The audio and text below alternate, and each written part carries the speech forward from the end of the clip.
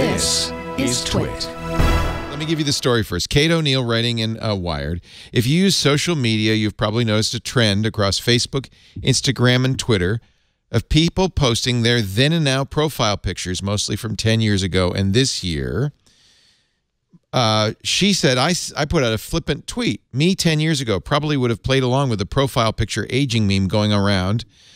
Me now ponders how all this data could be mined to train facial recognition algorithms on age progression and age recognition. I agree with her. That's exactly what this is all about. You disagree, Jeff?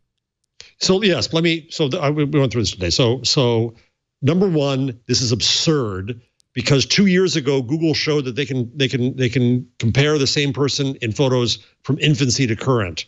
It's been done. Number two, this would be a really crappy data set.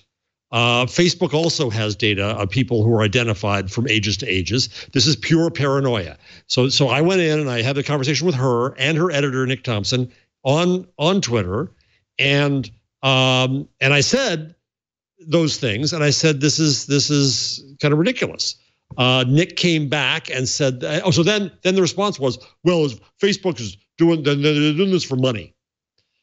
Well, Facebook, by the way, says we didn't come up with this. They didn't do this, right? Yeah. And so it's this is moral panic. It's an example of the kind of paranoia that is now bred. A simple little thing comes up. People have pictures from 10 years. This is cute. This is fine, right? A few years ago, we all would have joined in and said fine. So now there's this presumption of some horrible motive and some horrible conspiracy. It's a conspiracy theorizing. It is moral panic that's trying to blame everything and find a noxious motive for everything that anyone sees on technology. And this is the danger, my friends. The danger is that this kind of crap, this kind of fake news will lead to regulation of the internet for us all. Holy cow, you could not be more wrong. I had a fit. Well, Stacey, the story is just wrong. The story is just wrong on every count. Wrong. Her thinking. Factually. Her thinking on this topic is what I am identifying with. Not the entire story. But I would say this is actually a positive. This is where we want to get people when they are about to use technology to ask themselves, is it worth the exchange of data that I'm about? What is going to come of this?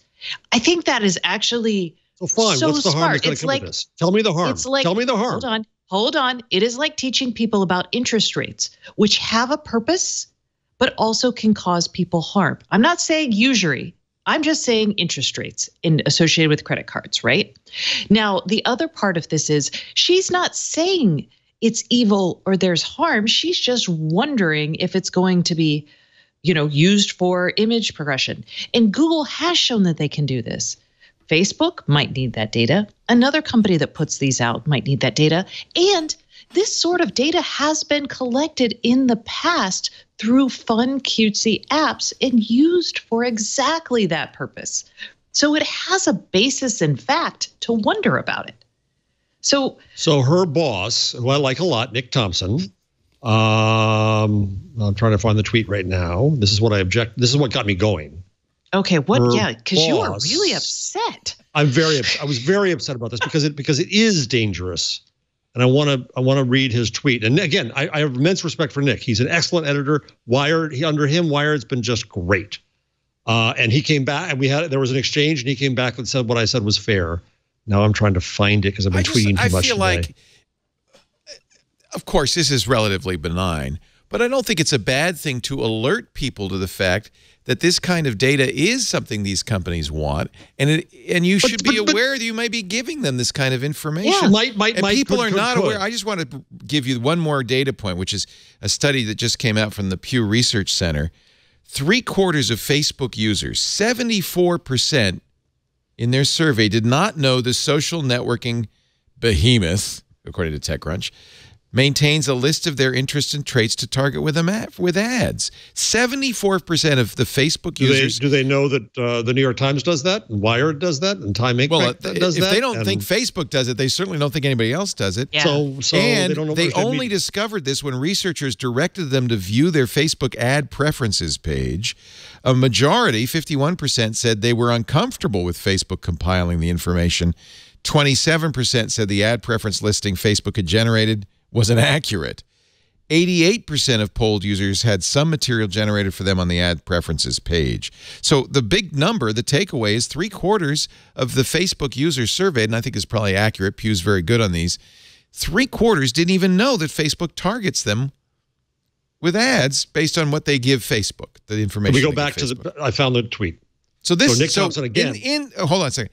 In regard to this, it's I think of value to say, hey, you know, this 10-year progression thing, here's the kind of thing companies might want to do with that. So Nick Thompson, again, Wire editor, respect him immensely. I think he's great, right? His tweet said this: let's say you wanted to train a facial recognition algorithm on aging. What would you do? Maybe start a meme like 10-year challenge, period. That is fake news. That is misleading. That is lying. So I come back and I say, utterly unnecessary. Google Photos 2 years ago demonstrated that it already tracks people back to infancy by their images. Facebook has a better repository of people tagged over time. There need not be a nefarious motive to everything social you see. Somebody else came in and said, well, that's not really what the article says. And I came back and I said, yeah, but his tweet said this, and I wanted a contrary tweet. Nick came back and said, fair. And Facebook has now responded that they didn't start. Also, they could add, as the article states, that it's not entirely clear that having better face recognition aging AI does anyone harm. Okay, but we in had the to go story, through this exchange to get there. No, you didn't. Because if you read to the second paragraph of the story, she says, my intent wasn't to claim that the meme is inherently dangerous. But what happened when her own editor tweeted this, Stacey? And we know people don't click and they don't read up. However, it defines moral panic, because this is trying to panic people about something that isn't true. Jeff, you're wrong. You're wrong, because we've seen Microsoft do this with that aging thing. This is the kind of data companies do want. They have actively pursued. Google did it, as you said. And just because it happened once doesn't mean other companies aren't attempting it, and there isn't the need for a larger data set. We know Google does this all the time. They created this would be the Google crappiest data set you could imagine. No, it would not. No tech in half their brain would use this. Okay, the point isn't that the point of this article isn't that it's happening this way. The point, no. The point of the article is that people should ask these questions. Yeah, Jeff, you're missing the forest for the trees. You're focusing on the precise data that she's talking about, but really the larger because it's trying to get people panicky and concerned about something that is not worthy of it's trying to get people aware that giving their data away in exchange. Aware of a fun little game that a few years ago everybody was saying. It isn't a fun little game. That's like saying, yes, it is. That's the point. It's just a fun little game. Gathering, so companies that's what the reporting says. Games. It's just a fun little game. It's like a few years ago, which Game of Thrones character quiz on Facebook? What? That's just a fun little game. What could possibly go wrong? Which Game of Thrones character are you, or which Simpsons character are you? There's no harm to doing that. We know now there is. Jeff? Yes, that was the basis of the Cambridge Analytica. We know now there is. This does a speculative, paranoid what if that didn't exist. This is wrong. Well, we don't know. First of all, you don't know that. You don't know that. I think you don't know what the company. Facebook is not going to lie to Nick Thompson. Wait, Facebook's not going to what? To Nick Thompson, the editor. Facebook's not going to lie? Lie to Nick Thompson, the editor of Wire. Have you not been paying attention? Facebook lies all the time. Jeff, it feels like your concern is making you see this as something you're like just too sensitive to this. This is like when sensitive to protecting free speech on the internet. Yeah, I am. Well, I think that's overblown too. I don't think that. No, that's my point. This is overblown. This is panicking everybody. I'll stand here on this technology show to defend the internet against this kind of moral panic and idiocy. All right. Oh man. Okay. Well, I say, oh man, back, Stacey. All right.